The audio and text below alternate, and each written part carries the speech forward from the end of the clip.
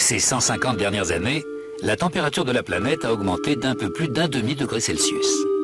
Mais curieusement, ce réchauffement a principalement eu lieu au début du XXe siècle, entre 1905 et 1940, au moment où la production industrielle était relativement faible.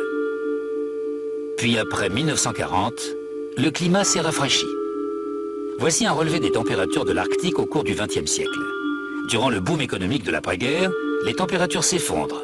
Et paradoxalement, elles cesseront de décroître seulement lors de la crise économique des années 1970.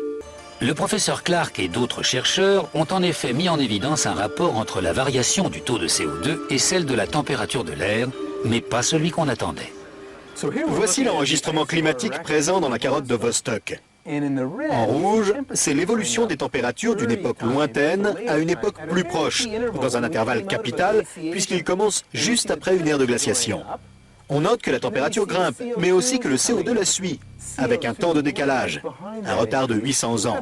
On peut donc dire que la température a 8 siècles d'avance sur le CO2.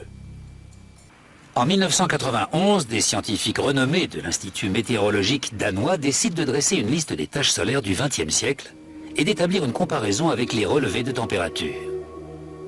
Ils découvrent ainsi un lien incroyablement étroit entre l'activité du Soleil et les changements de température sur Terre.